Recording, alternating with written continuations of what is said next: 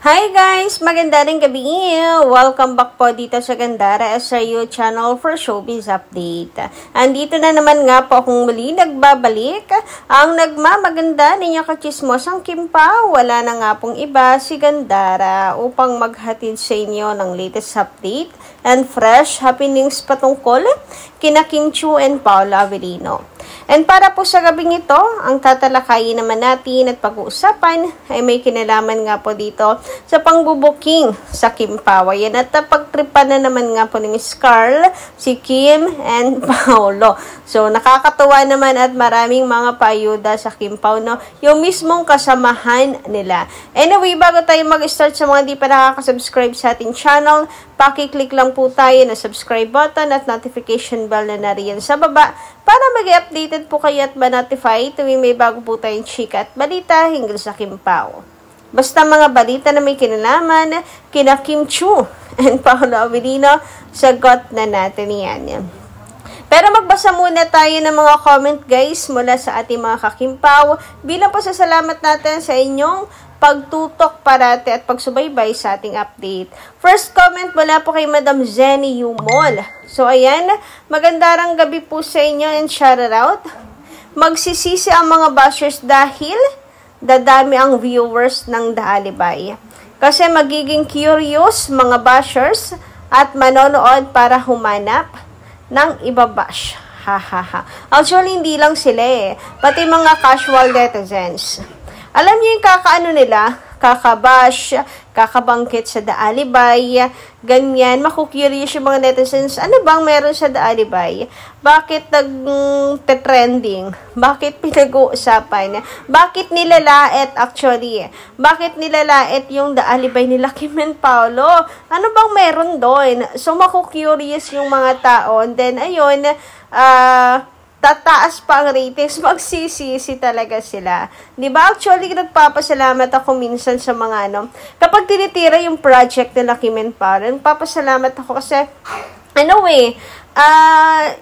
sila rin yung isa sa reason kung bakit mas lalong umaangat ang Kim Pao. Alam niyo naman, pag na-curious yung mga tao, mahuhook yan. Kasi, tiwala ako sa pag-arte nila Kim and Paolo. At the same time, doon po mismo sa project, sa istorya na maganda. Tapos, ang gagaling pa ng mga actors. Kaya, mahuhooked. Alam mo yung, minsan na rin nangyari ko sa inyo for sure, yung isang beses mo nang napanood pero hindi mo na tinigilan kasi sobrang ganda.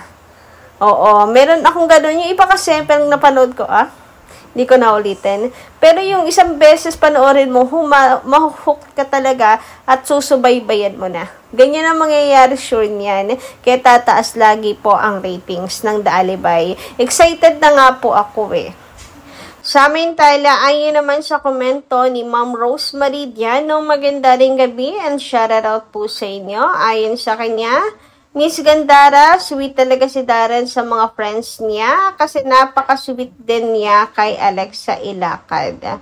Sinusubuan pa niya ng pagkain. Pinapahiran niya ng pawis to think meron ding boyfriend si Alexa. Si KD Estrada, pero hindi rin umaamin pa. Si Alexa din, napaka-sweet kay Darren. Magkasing edad pa sila pero hindi naman nagsiselos ang boyfriend kasi alam nila kung ano si Darren. Maasikaso daw talaga si Darren sa lahat.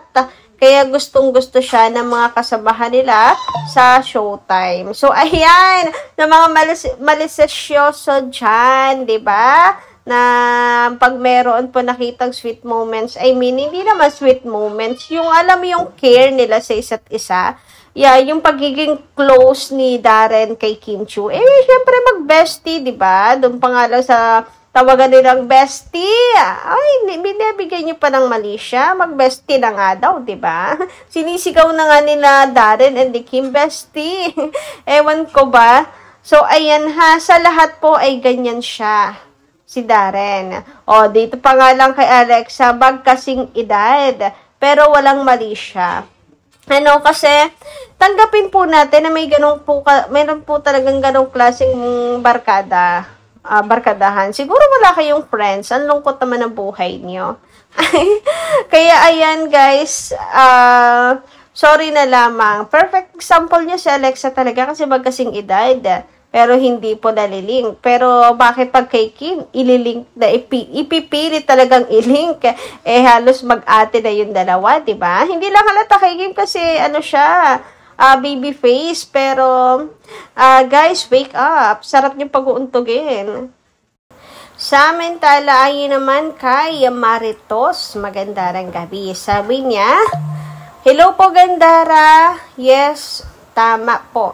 Dapat lang na may say din si Kimi. Karapatan ni Kimi na magsalita din siya para sa kung ano. Tama. Very good, Kimi. Nobody's perfect. Ika nga. God's perfect only. Thank you po. God bless po. So, ayan. Yes, tama. Kahit paminsan-minsan, di ba? Huwag magpapaapi. Okay lang po yung paminsan-minsang sumagot. Actually, kung maaari, palagiin ang sumagot maging palaban na talaga. Pero knowing Kim Chiu, ayaw rin po niya nakakasakit ng damdamin ng iba. Ayaw rin po niyang pumapatol. Ayan. Kaya, para may class, di ba? You know? Mas may class kasi si Kim Chiu. May class kasi si Kim. Alam niya kung saan siya dapat lumebel. Di ba? Bakit naman niya ibababa pa yung sarili niya kasi baba ng mga bashers, di ba? Kaya, ayun, minsan patikimin ng isang sampal, yung hindi makakalimutan. And ito yung ginawa ni Kim Chiu, tingnan nyo, di ba?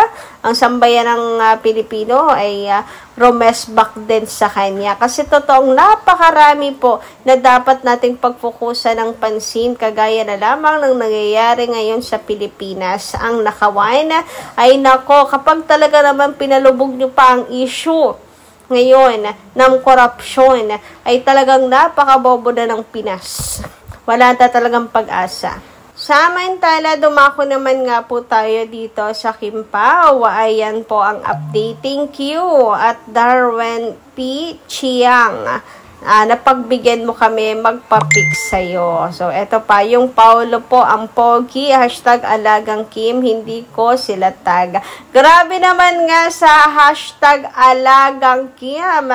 Eto na naman nga po't napagpipa ng Kim Pao, hindi na naman itag. Naalala ko na naman, yung picture ng Kim Pao, na ang sarap ng pagmasdan, na nakatingin si Kim, yung tawa nilang pareho, yung happy moments nila, ay grabe, hindi rin daw itatag sila Kim and Paolo. Tapos ngayon, hashtag alagang Kim, apakapogi. Totoo naman napakapogi. Pero doon ako nahook sa hashtag alagang Kim Alagang Kim, uy, ibig sabihin may karapatan. And you know what? Kung pag may karapatan, ibig sabihin may relationship. Ay! Eto na ang confirmation na iniintay po ng lahat. Bongga! Grabing pasabog naman nga yan. Uy! Nako, maraming salamat po talaga ng bonggang-bongga. Ayan. Samantala, sabi naman dito ni Ma'am Merlita Aurea Rodriguez, magandang gabi po sa inyo and shout around. Hello, Gandara! Ang mga bashers ang dudumi talaga ng mga utak. Lahat na lang ng bagay, pagdating kay Kim, binibigyan ng mali siya. Kahit naman sa sarili nila, alam naman nilang ate ang turing ni Darren kay Kim. Bakit lang talaga gusto nilang bigyan ng mali siya? Hindi lang nila matanggap na marami talagang nagmamahal kay Kim. Isa na dyan, sa Showtime si Kim ang pinaka-baby sa lahat. Kung baga, sa isang pamilya si Kim ang bunso ng show. Yun lang yun. Sa totoo lang, pansin ko, nababasa ko sa comment section, ang daming mga bashers ni Kim na basura ang mga utak. Yung ramdam mo, yung sobrang inggit kay Kim, hindi nawawala ng trabaho pag walang taping, merong showtime. Pag walang project, merong showtime at ASAP, di ba? Kaya hindi rin natin masisisi ang mga bashers, natural lang na mainggit sila habang yung mga idol nila walang ganap. So, ayan. Ganun talaga. Si Kim kasi hindi po talaga nababakante. May endorsement pa yan. May mga event pa po yan, di ba? Anyway, hanggang dito lang muna po ating update. Maraming salamat po sa inyong pakikinig. Kita-kits muli sa susunod kong chika. Salamat!